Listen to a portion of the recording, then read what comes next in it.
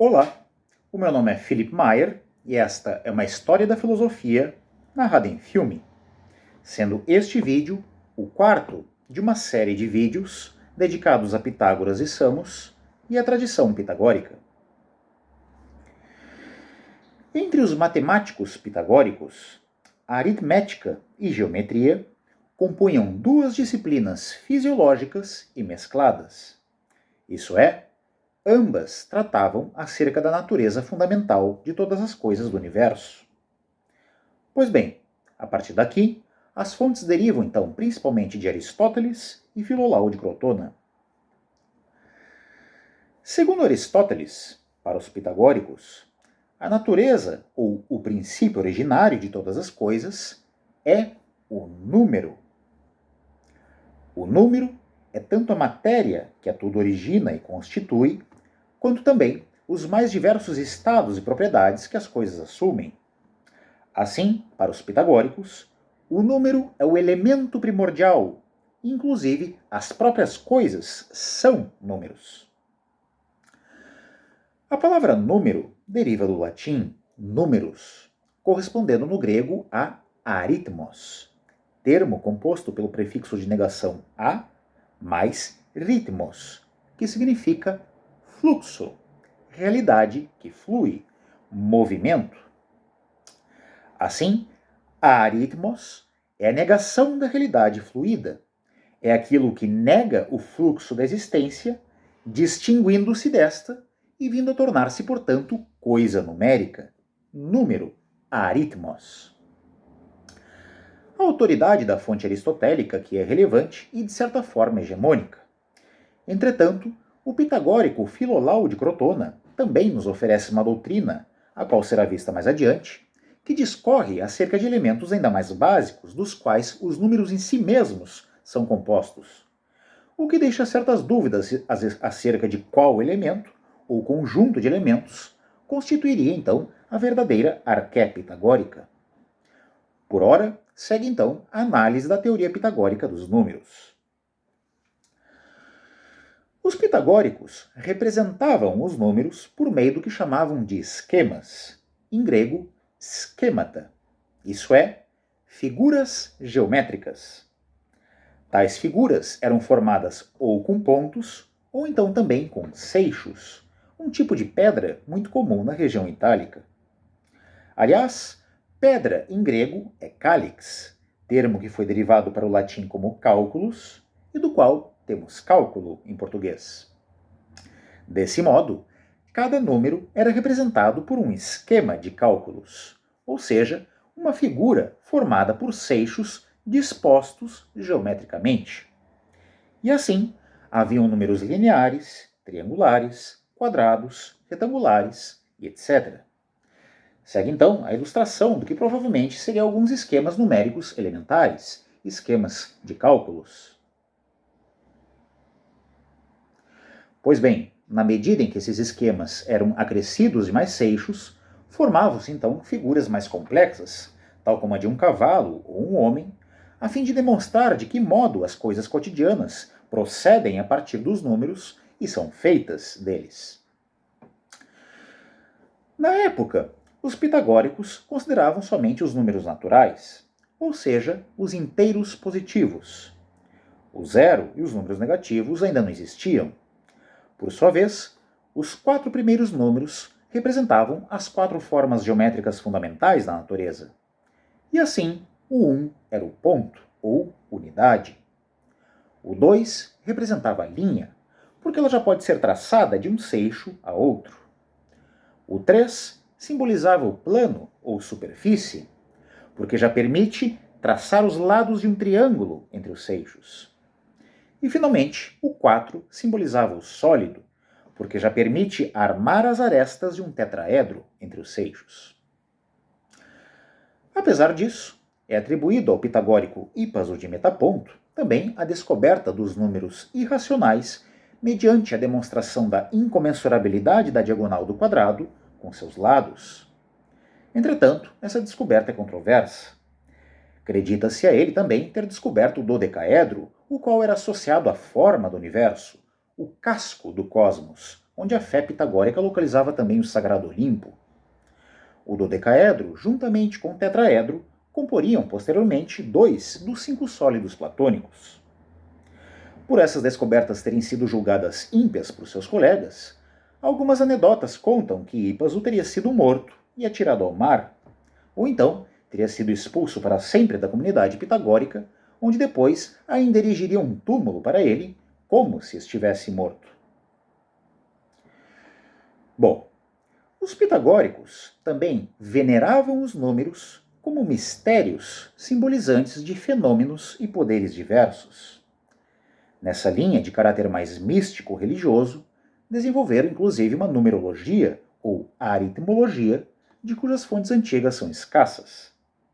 Em geral, vinculavam fenômenos tais como a justiça aos números 4 ou 9, o casamento ao número 5, a alma ao 1, a opinião ao 2, e etc. Mas é sobretudo no período moderno da nossa era que se acha um material mais vasto acerca de numerologia pitagórica, porém esta já associada ao ocultismo e à cabala judaica. É certo que o 10 era o número mais importante de todos.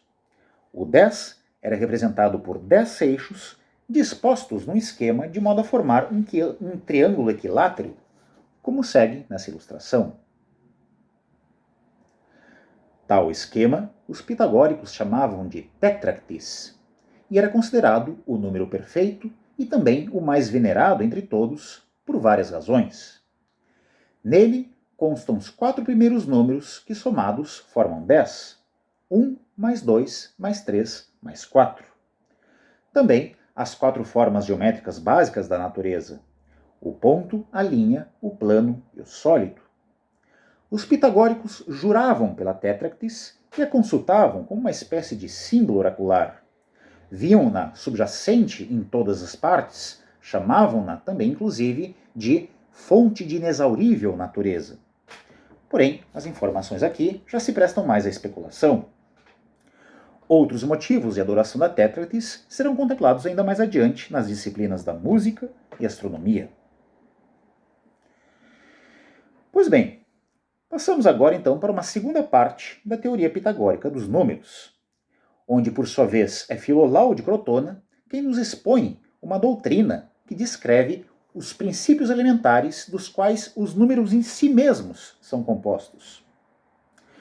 Segundo esse pitagórico, o número é formado mediante uma harmonia entre 2 elementos opostos.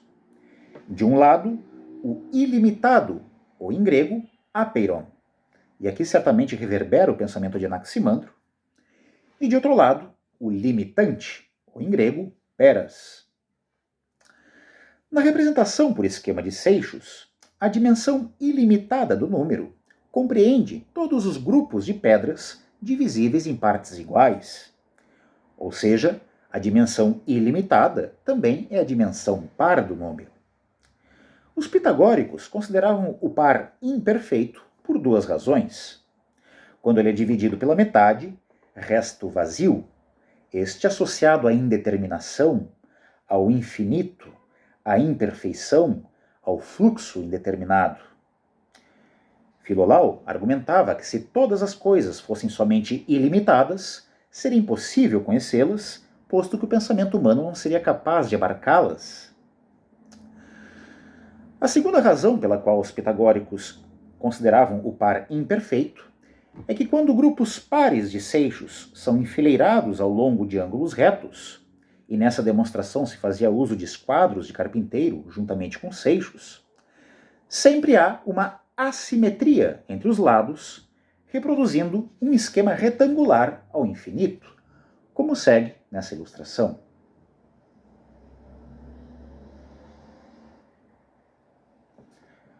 Pois bem, para que uma coisa então seja delimitada, completa, finita e perfeita, para que uma coisa seja acessível ao conhecimento, abarcável pelo pensamento humano, então deve haver um limitante, o qual, nos esquemas, era representado pela pedra ímpar a ocupar o espaço vazio deixado pelos pares de seixos. Tal é a dimensão ímpar que ao se harmonizar com a par, constitui então agora a coisa completa, aritmos, um número. Os pitagóricos consideravam o ímpar perfeito pelo fato de que quando grupos ímpares de seixos são enfileirados ao longo de ângulos retos, possibilitam uma simetria entre os lados, reproduzindo um esquema quadrado ao infinito, como segue nessa ilustração.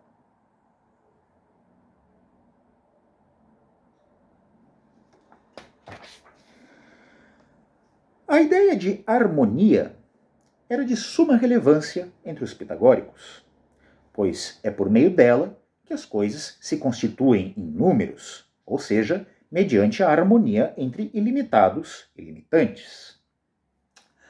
A palavra harmonia deriva do grego harmonia, e na sua origem denotava o pacto, acordo ou reconciliação entre inimigos na guerra.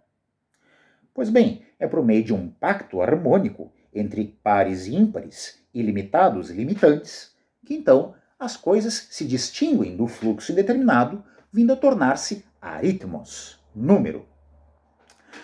É nesse momento que as coisas, ao assumir a sua forma unitária, também possibilitam serem abarcadas pelo pensamento humano, podem ser acessadas pelo conhecimento.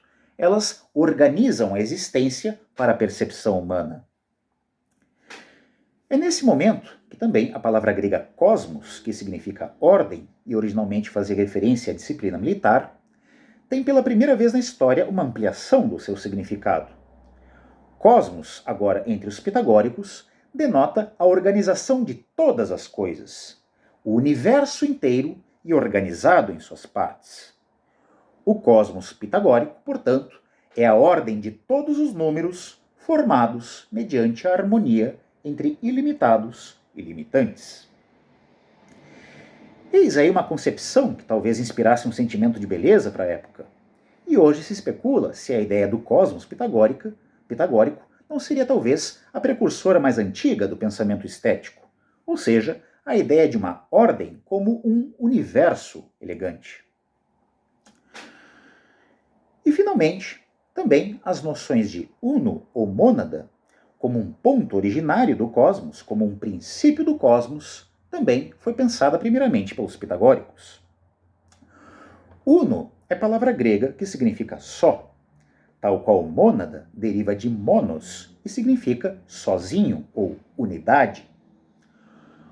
O uno, segundo os pitagóricos, é idêntico ao ponto, como uma origem do cosmos. Porém, ele não é idêntico ao um numérico. O 1 é apenas a unidade simples a compor os esquemas e seixos. A pedra individual, também chamada par ímpar, porque podia ilimitar ou limitar formações numéricas quando acrescida ou suprimida dos esquemas. Porém, o uno, para os pitagóricos, é um conceito cosmológico. Do uno nasce primeiramente o múltiplo, organizando a existência. Nasce primeiramente a díade do uno, do ilimitado e limitante, depois o par e o ímpar, e também toda uma miríade de oposições que se acreditava existirem associadas umas às outras. É Aristóteles quem atribui aos pitagóricos uma tábua contendo 10 oposições sujeitas à perfeição do limitante e imperfeição do ilimitado. Pelo fato de serem 10 contrários, é provável que essa tábua também fizesse alguma referência a Tétracles. Além disso, o pitagórico Alcmeão de Crotona também dizia que a pluralidade das coisas existe aos pares opostos, e teria enumerado diversas outras oposições. Porém, acerca dessa doutrina, o material é escasso. Segue então a lista pitagórica, ou a tábua pitagórica das 10 oposições, listada por Aristóteles. Limitante, ilimitado. Ímpar, par. Uno, plural. Direito, esquerdo. Macho, fêmea. Repouso, movimento. Reto, curvo. Luz, trevas.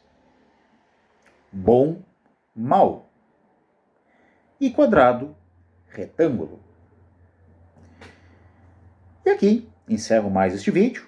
Agradeço a audiência E no próximo e último vídeo dessa série pitagórica, estarei expondo então as outras duas disciplinas legadas pelos pitagóricos, as outras duas disciplinas matemáticas, as questões relacionadas à música e à astronomia. Obrigado.